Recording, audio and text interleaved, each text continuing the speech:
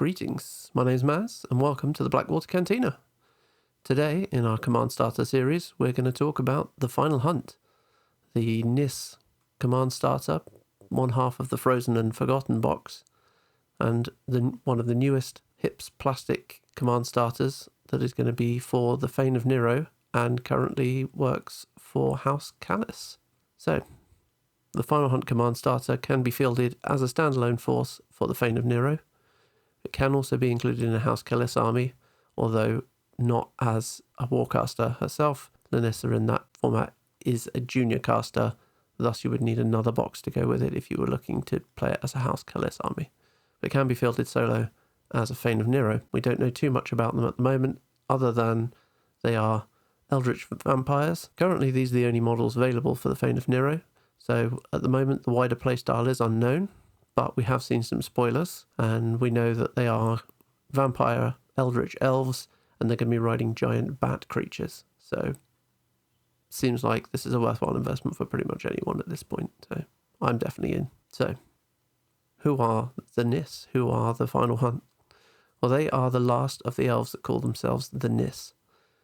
When the elves brought their gods into this plane of existence, and an event called the Sundering occurred, destroying large parts of what was a great elven kingdom, the remaining elves fled. Some settled in Ios, others continued further north with their god Nissor and head to the Shard Spires.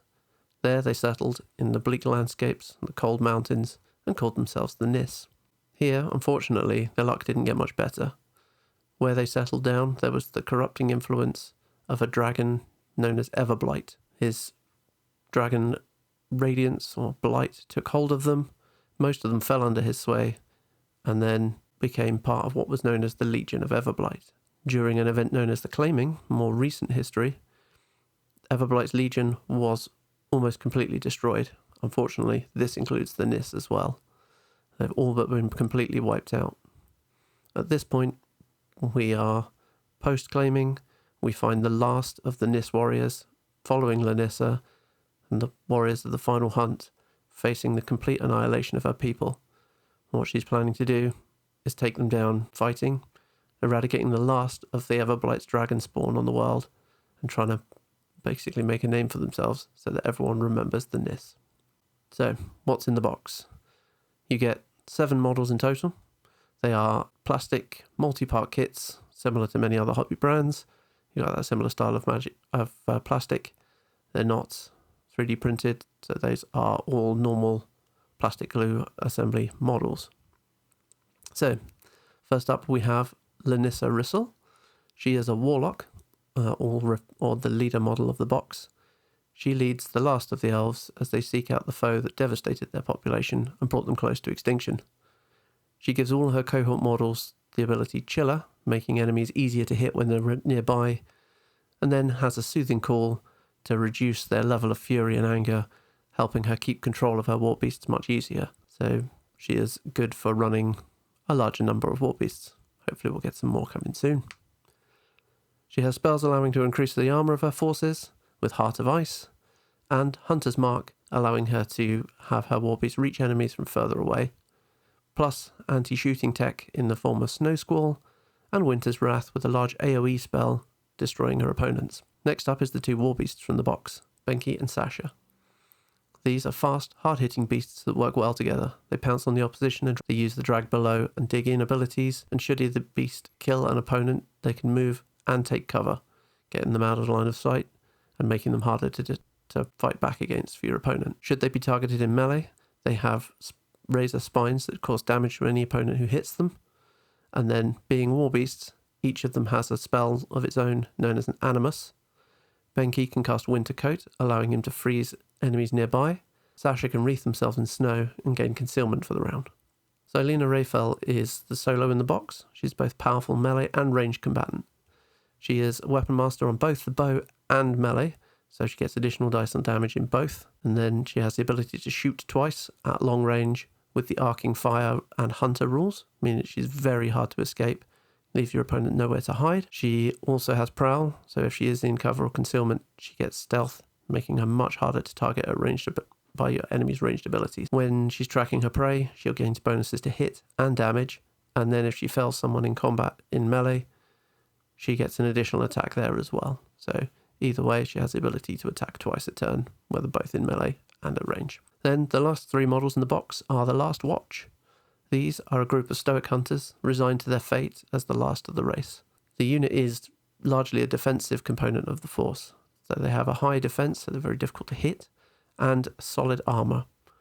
They need to remain in tight formation to get the best bonuses, but should anyone land a blow, they also get to strike back in retaliation, and if any friendly warrior nearby is felled, then they'll be struck by Righteous Fury, gaining them bonuses to armor, attack, and damage. So they are a force to be reckoned with if you start killing any of them.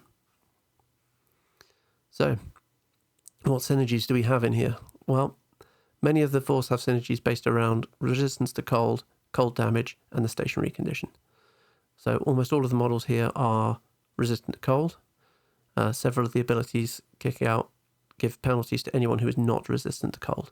So you would give out penalties to any opposition, but not your own forces. So that all works quite nicely together. With a few ways to apply the stationary condition, such as Benki's Winter Coat ability, this, combined with Lynnis's Feet, gives friendly models in her control range the Shatter ability, giving them additional damage against stationary models. So, on the feet turn, Benki's Animus being triggered, and anything ending up nearby, it's easily struck down. Heart of Ice makes the Last Watch tougher, giving them more armor, and causing enemies to become stationary should a member of the unit be killed, which then triggers their Righteous Fury ability, making them hit harder, giving them very high defense and armor as well, and giving Retaliatory Strike much higher chance to be triggered. If they're not killed, they get to attack back out of turn, which is always very powerful in Warmachine. Lynnis's Hunter's Mark works well with the War Beasts, giving them a huge reach. They're already very fast War Beasts. This allows them to strike from further away, targeting the specific enemy you need to get. Using those together, they also have the flank ability when in melee with the same target, giving them bonuses to both attack and damage as well. So they can strike very hard from a very long distance. Should you destroy someone, then you can use Drag Below. That will allow you to move back to a more safe position, reducing the chances of being punished in return for whatever you've just taken away. Xylena is a force unto herself. She doesn't require much in the way of support from anyone else, and synergy-wise there's no direct call-outs in here. What she does need is something to stop her getting tied down or pinned in place, so she can isolate whatever she's chosen as her prey target for the game, and then strike at it. Her damage output easily removes important enemy solos, support pieces, and can even threaten a caster, and leaves them pretty few places to hide, especially with her Arcing Fire rule, meaning she can see over intervening models. Finally, with Soothing Call, Lynissa can afford to run both Benki and Sasha at maximum fury, then reduce the total down to allow her to keep control without worrying about either of them frenzying or losing control. She can also use the Wind Rush to ensure that she is safe and back away from the combat after having to move up to use that Soothing Call ability. So you can always get her into the correct place to support that battle group nicely. So, normally we talk about what's best to purchase, which boxes to get to expand your force. Unfortunately, at the time of the recording of this, there actually aren't any more forces for the Fane of Nyrro available. So they are out later on this year, 2026. However, you can include these models in a House Kalles army. Now there are several call-outs in here around Living Elves, so ideally they work best with the Ghosts of Ios command starter. Now I have done a separate video on that, which I'll pop a card to up in the top corner, so have a watch of that. Both of these forces have abilities that trigger from the death of living friendly models, so you'll be triggering synergies in amongst both forces, and just one of those Ghosts of Ios boxes will easily take you up to a 50-point list. House Kalles then tends to focus on the Dreadguard. They seem to be the more powerful units, so the auxiliary expansion is a solid purchase as well. Tyrus is a new caster choice for you in that box as well, so it gives you good, strong defensive and offensive options in that box, and the Dreadguard Cavalry, which are widely considered one of the strongest units in the House Kalles roster. So I hope you've found that useful, and if you are thinking of joining the Vampire Elven Coven of the Fane of Nyrro, then this is definitely the box for you, and there's some other bits to go in the meantime before that's released. Thanks very much for listening. My name's Maz, and I hope to speak soon.